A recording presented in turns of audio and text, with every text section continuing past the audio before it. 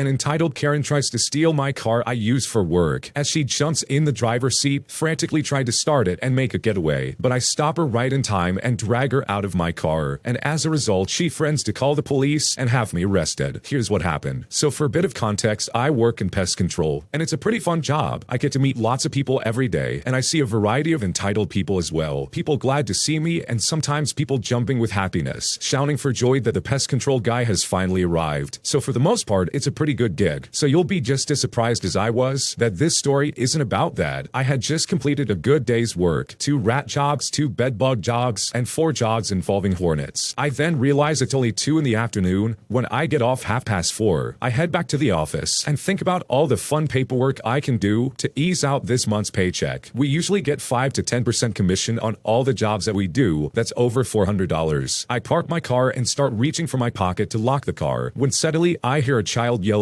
"I want that one!" I look to see the kid running over with her Karen-looking mom right behind her. The mom keeps her distance, but the kid is really interested in the car. It's a brand new VW Caddy Maxi, so I understand her fully. I go up to the kid and start talking to her about the car. I started talking to her about what I do for a living and giving her the same speech I give all curious kids who come along. She, of course, doesn't pay any attention to me and manages to open the passenger side of my door. I carefully close the door so I don't get her fingers in there by accident, and I tell her that's not okay, all the way up until I feel a hand on my shoulder. It's the entitled Karen of this story. She looks at me and says, "How dare you not let my kid get in the car? You're clearly done with it, and now it's our turn to use that." I looked at this entitled Karen and I was just stunned until I remember that our office is neighbors with a car rental company. I look at her and I say, "Oh, no ma'am. As you can see, this car has company logos on it. We are neighbors of the car rental place." And I said this up until she started interrupting me as she screamed at me in my face, "This is outrageous. I demand to talk to your boss. You can't just refuse a customer." As she says this in a snarky tone, getting so close to me that I can smell the free coffee of the rental place on her breath. I calmly say, "Listen, this is property of the company I work for, not the rental place you're trying to get a car. And as you can see, if you compare the logo above the door you just walked out of, the logo on my car and the logo on my clothes all match." And that's when this entitled Karen starts acting in a way that really was unexpected, as she begins to accuse me of lying and demanding that I hand the car over. So without even double checking, she frowns and says, "You are lying. I demand to get your manager right now." And at this point, I was fed up. So I said, "Okay," and I went in to grab the boss of the rental place. So we have had lunch several times before, and I have even sold him some stuff off the clock. But when I reach him and we finally make our way out to the car, I see this entitled Karen is in my driver's seat, and the little kid is trying to jump in the passenger seat. I reach for my pocket looking for the keys, but I realize they're in the van. So I run up to the car, and luckily for me, the stupid entitled Karen doesn't know that on newer cars, you don't need to put the key in the ignition. She starts to search around the car, desperately trying to figure out where to put the keys in. So I end up having to forcefully drag her out of my car, which she does the typical drama thing and goes completely limp, as to make it seem like I'm using way too much force and hurting her, which I wasn't and didn't in the slightest. As soon as I get her out of the car, she starts screaming and crying on the ground, yelling that I apparently had broken her arm. The boss of the rental place comes around to our side and starts shouting at this entitled Karen, telling her that this is why she was kicked out of his store in the first place. You can't just steal someone's car. Suddenly, this entitled Karen amazingly jolts back to her normal self and starts screaming that she's gonna call the police. And when she said that, we both busted up laughing and signaled up to the camera that's pointing square on that piece of the parking lot. Completely defeated, she stood up, grabbed her kid, and muttered away, all while the little kid was crying that she didn't get a chance to go in my car. The audacity of this Karen to jump into this guy's car and assume that she could just drive off with it is seriously unhinged. Like, what on earth was she seriously thinking? I'm honestly surprised that the police weren't called in this situation, but maybe there's a cultural difference here that I'm not aware of in Sweden. If you have any insight in that regard, let us know in the comment section. I'd love to hear about it. But that is honestly an insane situation to be stuck in, and thankfully the entitled Karen didn't know how to start that car, because otherwise she probably would have been out of there with that car much faster than they would have had a chance to try and stop her. If you like Am I the Jerk, you're probably going to love Am I the Genius. Check it out, link down below in the description. My entitled coworker is constantly complaining about his hours, as well as the heavy lifting our job entails, and it's honestly all very obnoxious. So for the sake of anonymity, I'm gonna keep things vague for obvious reasons. I work for a company that produces specialty products for customers. It's basic, mind-numbing, and it's process work. Although easy, it entails quite a bit of heavyish lifting. It's fast-paced, and it's constant for the entire shift. Depending on how exactly you're doing, shifts can be anywhere from from 8 to 12 hours long. Anyways, a new employee starts a while back on a casual on-call basis. Being winter and with COVID still rampant in our country, we had people calling out frequently, so this new person, who I will refer to as newbie, got called in quite a lot to start off with. Our staff, as people usually do, became well again and started returning to work, meaning that the newbie started picking up less shifts. Well, this didn't sit well with the newbie, so for a bit of clarity, I myself am middle-aged, and the newbie, if I had to guess, would easily be 10 years my senior, give or take. So the newbie's floodgates open up, beginning with them saying, "Why aren't I working every day now? When I started, I was getting shifts every day, and now I'm barely getting 3 a week. It's not fair. You can't stop me working every day, and then just stop giving me shifts to suit you." And clearly someone doesn't understand what on-call means, but they still badger the supervisors enough to be passed down from sector to sector, just so they would gain some more shifts. The newbie hadn't worked in my sector to begin with. One of our colleagues was offered a position with a different company that came with a significant pay increase, and they naturally leapt at the chance. Now that they left, we were down one, and with a newbie huffing and puffing about wanting more shifts, we had the unfortunate privilege of making newbie's acquaintance for a large order for an important client. During production of that order, our sector had quite a few technical issues, so production was on the slow side. Newbie assumed our sector was always like this, basically thinking that it was more on the laid-back side. So with this idea firmly implanted into newbie's mind, the moaning and badgering began anew. "I want to stay in this sector all the time. I like it better here. I don't feel comfortable with the people of the other sectors. I'm a good worker. I want to stay here all the time." Every time a supervisor crossed paths with a newbie, this is the badgering they'd be assaulted with. After being told multiple times that my sector doesn't run all the time, newbie became disgruntled with the demand not being met and simply went missing in action for over a month. He didn't show up for rostered shifts after all the begging and pleading for more work. He did not respond to calls, text messages, or emails. Well, 2 weeks ago, newbie decides to grace us with his presence yet again. He feeds a sob story to the supervisors, begs for another chance, and somehow manages to get another chance. And yep, you probably guessed it, he was back in my sector. He still believed that my sector was a breeze, and that misconception was not dispelled upon his return, as we had a major breakdown lasting for 3 days, as we managed to stay busy with small tasks and other random busy work. But pretty soon, the demands started immediately. "I want to stay in the sector all the time. It's so much easier on me here. I can't do the long shifts of the other sector. The extra hour there makes my feet hurt, and I can't do the longer shift of the other sector because they go even longer there, and it makes me feel tired." He then started claiming that his age should be in consideration. He stated, "I'm older than most people here, and I can't just do the longer shifts. It's not fair to make someone my age work these long hours." Now keep in mind, upon interviewing for a position within this company, it was clearly explained that it was mostly long hours and you would be on an on-call basis should they choose to accept the newbie. The sporadic shifts and hours were not just sprung upon the newbie. The terms of employment were very clear. Nonetheless, the demands and complaints continued. After the 3-day breakdown, my sector was back to full speed and all hands were on deck. The newbie was not prepared for the reality of the job that we do, as well as the pace in which we had to do it, and the fact that although simple, our sector works very hard. We each have an assigned task, and that's the task that we do. Simple enough concept, right? But no, not for the newbie. The newbie quickly became frustrated that they didn't have the task that they wanted, and this is when the temper tantrum started to really shine through. "I don't want to do this task. The person next to my station is irritating me. That other person is putting me off my game,